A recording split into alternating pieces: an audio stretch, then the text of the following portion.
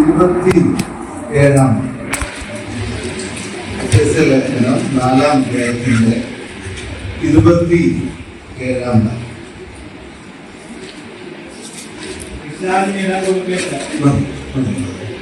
പിശാചിന് ഇടം.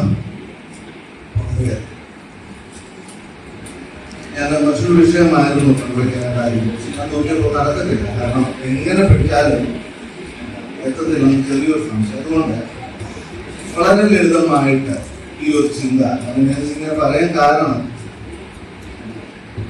ലേഖനത്തിൽ നിന്ന് ഒരുപാട് പുസ്തകങ്ങൾ നമ്മൾ കേട്ടിട്ടുള്ളതാണ്. ചിലപ്പം ലേഖനമാണ് വിട്ടോടുന്ന ആ തോന്നൽ വരാതിരിക്കാൻ വേണ്ടി ഞാൻ അങ്ങനെ പറഞ്ഞത്. കഴിഞ്ഞ ദിവസങ്ങളിൽ എന്നെ ചിന്തിപ്പിച്ചൊരു വേദഭാഗവത ഇതും കൂടിയാണ്. അതുകൊണ്ടാണ് ഈ ചുരുങ്ങിയ സമയം കൊണ്ട് ഇത് പങ്കുവെക്കാമെന്ന് ഞാൻ ആഗ്രഹിച്ചത്. പിശാചിന് ഇടം കൊടുക്കലെന്ന് പറഞ്ഞത് എപ്പോഴാണെന്ന് അറിയാമോ? അതിന് തൊട്ട് മുമ്പുള്ളൊരു വാക്യം നമ്മൾ നോക്കിയാൽ,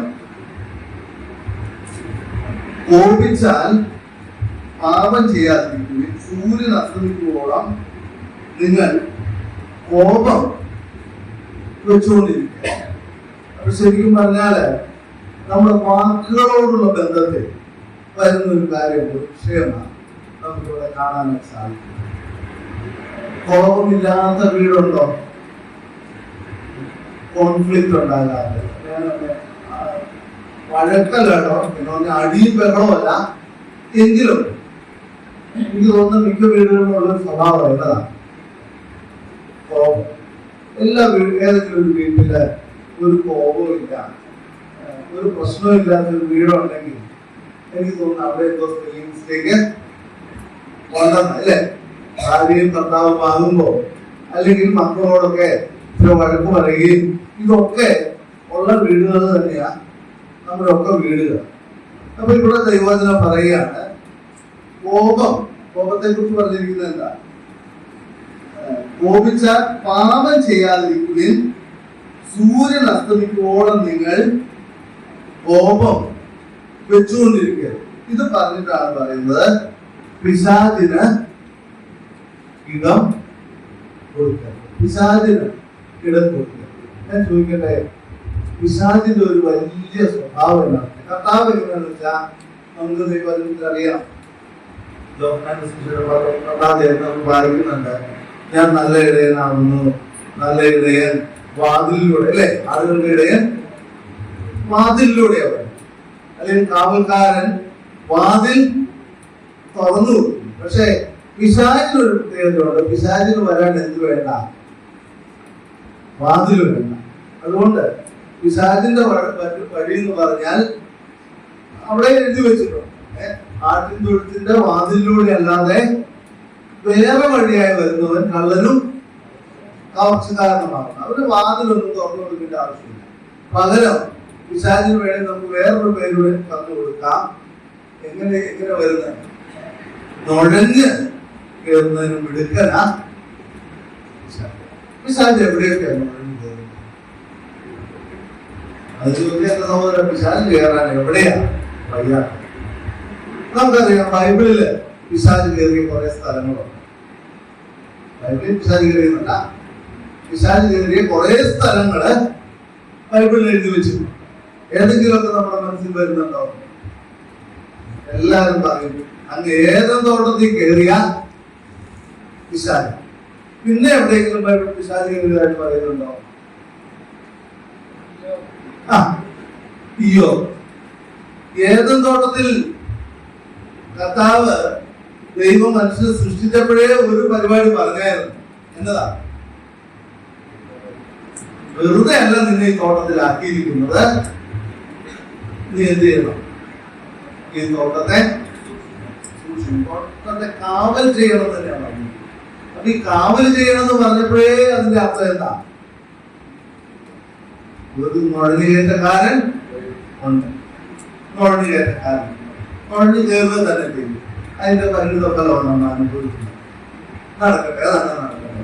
ഇനി യോബിന്റെ കാര്യത്തിലോ?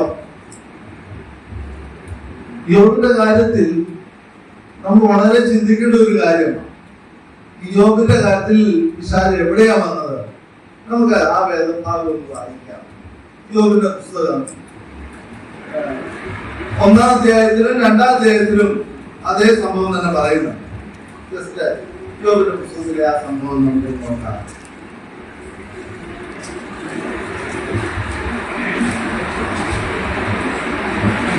ആദ്യം വായിക്കുന്നത്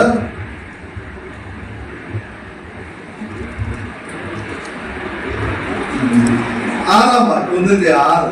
ഒരു ദിവസം ദൈവപുത്രന്മാർ യഹോവയുടെ സന്നിധിയിൽ നിൽക്കുവാൻ ചെന്നു. അവരുടെ കൂട്ടത്തിൽ സാത്താനും ചെന്നു. 2-1. പിന്നെയും ഒരു ദിവസം ദൈവപുത്രന്മാർ യഹോവയുടെ സന്നിധിയിൽ നിൽക്കുവാൻ ചെന്നു. സാത്താനും അവരുടെ കൂട്ടത്തിൽ യഹോവയുടെ സന്നിധിയിൽ നിൽക്കുവാൻ ചെന്നു. എന്ന് പറഞ്ഞാൽ പിശാച് എവിടെയും വരാം, എവിടെ വേണമെങ്കിലും കടന്നു വരാം. ആരാധനയല്ലേ, ആരാധനയുടെ ഇടയ്ക്ക് പിശാച് വരത്തില്ല, ഉണ്ടോ? ഇവിടെയും വരാം. ആരാധനയുടെ ഇടയ്ക്ക് പിശാച് കയറി വരാം, ആത്മീയ കൂട്ടായ്മയുടെ ഇടയ്ക്ക് പിശാച് കയറി വരാം, നമ്മുടെ വീട്ടിലെ വർത്തമാനം പറഞ്ഞുകൊണ്ടിരിക്കുന്നതിന്റെ ഇടയ്ക്ക് എന്ത് ചെയ്യാം, പിശാച് കയറി വരാം. എവിടെ വേണമെങ്കിലും പിശാചിന് കയറി വരാം. ഇനി ഒന്ന് നോക്കിക്കേ, ഈ ദൈവപുത്രന്മാര് നിൽക്കുന്നിടത്ത് പിശാച് ലക്ഷ്യമുണ്ട്. എങ്ങനെയെങ്കിലും യോബിന്റെ ജീവിതത്തില്, യോബിന്റെ കുടുംബത്തില്, യോബിന്റെ ആത്മീയതയെ പ്രിയമുള്ളവരെ, ഞാനിത് പറഞ്ഞതിന്റെ കാര്യം, നമ്മളെപ്പോഴും നല്ലതാണെന്ന് പറയുമ്പോഴും നമ്മൾ വളരെ സൂക്ഷിക്കേണ്ട ഒരു കാര്യമാണ്. അതിനെ തകർക്കാൻ എന്ത് ചെയ്യും? ഒരുപാട് നമ്മൾ ഒരു കാര്യത്തെയും പുകഴ്ത്താതിരുന്നാൽ അത് തന്നെ ഇവരുടെ കാലങ്ങളിലൊക്കെ ഞാൻ ചിന്തിച്ചിട്ടുണ്ട്. നമ്മൾ എന്തിനെ കുറിച്ചാണ് ഒരുപാട് നല്ലതാണെന്ന് പറയുന്നത്, അവിടെ ആയിരിക്കും ഏറ്റവും അധികം പ്രവർത്തിക്കാനുള്ളത്. അതുകൊണ്ട് പരമാവധി നമ്മൾ ഏത് സംസാരത്തിലാകട്ടെ, ഏത് പ്രവർത്തനത്തിലാകട്ടെ, ഒത്തിരി എന്ത് ചെയ്യണ്ട, നമ്മളായിട്ട് നമ്മളെ പറയാതിരിക്കാനായിട്ട് ശ്രമിക്കും. കാരണം എന്താന്ന് വെച്ചാൽ പിശാച് അവിടെ ഇടം. ഇനി ഈ ദൈവപുത്രന്മാരുടെ ഇടയിൽ പിശാചിന് കടന്നു വരാനായിട്ട് സാധിക്കും. പക്ഷേ ഒരു സ്ഥലത്ത് പിശാചിന് കയറാനായിട്ട് സാധിച്ചില്ല. എവിടെയെന്നറിയാവോ? ആദ്യം പതിയെ പറയുന്നു, എങ്കിലും ഞാൻ എവിടെയാണ് പിശാചിന് കയറാൻ പറ്റാതെ? സ്വർഗത്തിൽ ദൈവപുത്രന്മാരുടെ ഇടയിൽ കയറി ഈ പ്രശ്നം ഉണ്ടാക്കാൻ പിശാചിന് സാധിച്ചു. പക്ഷേ ഒരു മനുഷ്യന്റെ വായിൽ കയറാൻ, ഒരു മനുഷ്യന്റെ ജീവിതത്തിലേക്ക് കയറാൻ ആരെ കൊണ്ട് സാധിച്ചില്ല. അത് ആരുടെ ജീവിതത്തിലാണ്? നോക്കിക്കേ, ഈ ആദ്യമേ യോബിന് ദൈവസന്നിധി വന്നിട്ട് പിശാച് പറയുക, ഒരു കാര്യം ചെയ്യ, നീ ഇവന്റെ ഭൗതികമായിട്ടുള്ള എല്ലാ സൗകര്യങ്ങളും വന്ന് നശിപ്പിച്ചു കളഞ്ഞു. 24 മണിക്കൂറിന്റെ ഇടയ്ക്ക് യോബ് നോക്കുവാണെങ്കിൽ നഷ്ടപ്പെടാൻ ഒന്നുമില്ല. 24 മണിക്കൂർ എത്തുന്നത്. ഈ 24 മണിക്കൂറിന്റെ മുമ്പിൽ നഷ്ടപ്പെടാൻ ഒന്നുമില്ലാത്ത യോബ്. പക്ഷെ അവിടെ വായിക്കുന്ന ഒരു വാക്കുണ്ട്, എല്ലാം നഷ്ടപ്പെട്ടപ്പോൾ നമ്മളവിടെ വായിക്കുന്നു യോബ് എന്ത് ചെയ്തില്ലെന്നാ വായിക്കുന്നത്.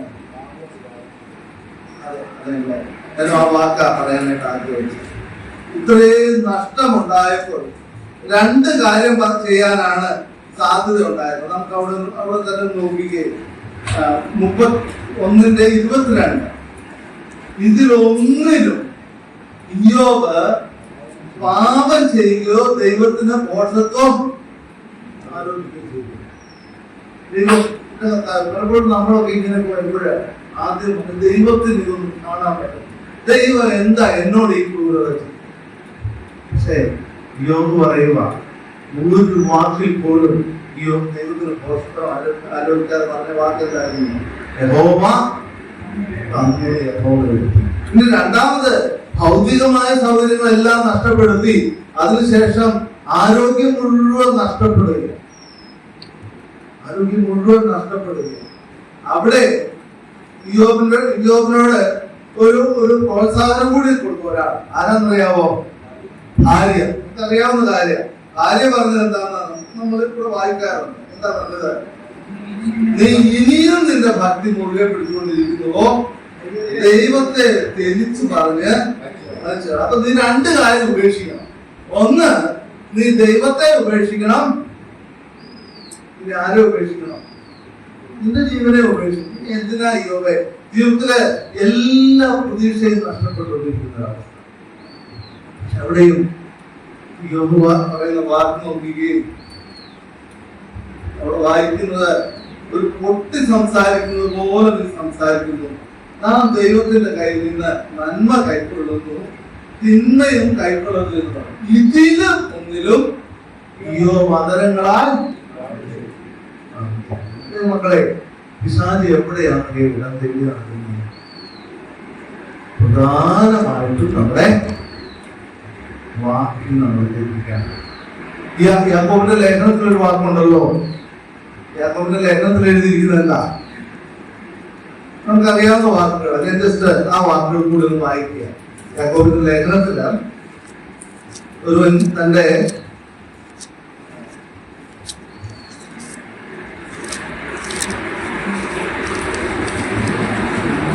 മൂന്നാം അധ്യായം മുഴുവൻ നാവിനെ കുറിച്ച് പറഞ്ഞിരിക്കും. നാം 3-ന്റെ 2-ാം വാക്ക്, നാം എല്ലാവരും പലതിലും തെറ്റിപ്പോകും. ഒരുവൻ വാക്കിൽ തെറ്റാതിരുന്നാൽ അവൻ ശരീരത്തെ മുഴുവനും കടിഞ്ഞാണിട്ട് നടത്തുവാൻ ശക്തനായി സൽഗുണബുദ്ധിയുള്ള. അപ്പൊ എവിടെ നമ്മൾ സൂക്ഷിച്ചാൽ മതി? നമ്മുടെ വാക്ക്. ഇനി നമ്മൾ വായിച്ച എഫെസ്യ ലേഖനത്തിലേക്ക് ഒന്നുകൂടി മടങ്ങി വരാം. എഫെസ്യ ലേഖനത്തിൽ നമ്മൾ വായിച്ചു പിശാചിന് ഇടം കൊടുക്കരുത്. ഇനി 4:27 പിശാചിന് ഇടം കൊടുക്കരുത് എന്ന് പറഞ്ഞത്. ഇനി 4:29 നോക്കിക്കുകയും കേൾക്കുന്നവർക്ക് കൃപ ലഭിക്കേണ്ടതിന് ആവശ്യം പോലെ ആത്മിക വർധനയ്ക്കായി നല്ല വാക്കല്ലാത്ത ആകാശത്തൊന്നും നിങ്ങളുടെ വായിൽ നിന്ന് പുറപ്പെടരുത്. അതിനുശേഷമുള്ള വാക്യം അവിടെ നിൽക്കട്ടെ.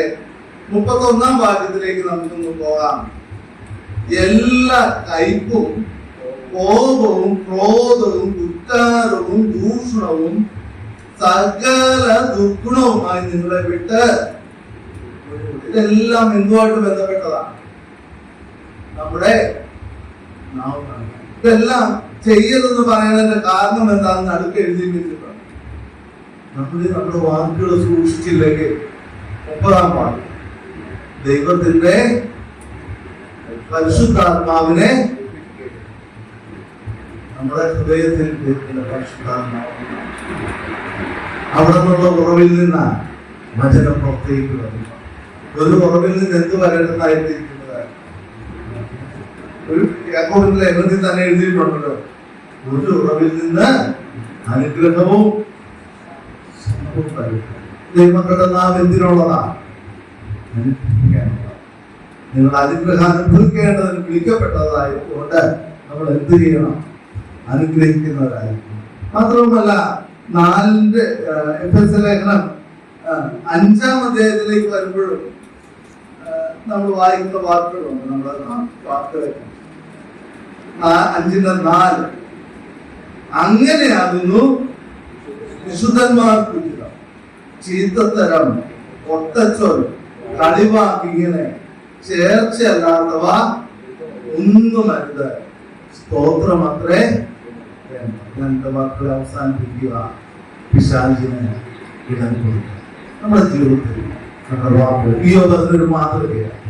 വലിയ നഷ്ടങ്ങൾ വന്നപ്പോൾ, വലിയ ശരീരവേദന വന്നപ്പോൾ, ഒരു പക്ഷേ മറ്റൊരു ഏത് വ്യക്തിയാണെങ്കിലും തകർന്നു പോകാവുന്ന അവസ്ഥ യോബിന്റെ നാവിനെ കഴിഞ്ഞാൽ ദൈവം നമ്മളെ സഹായിക്കട്ടെ. പിശാചിന് ഇടം കൊടുക്കാതെ ജീവിതത്തിൽ ദൈവം നമ്മളെ സഹായിക്കട്ടെ. ദൈവം നമ്മെ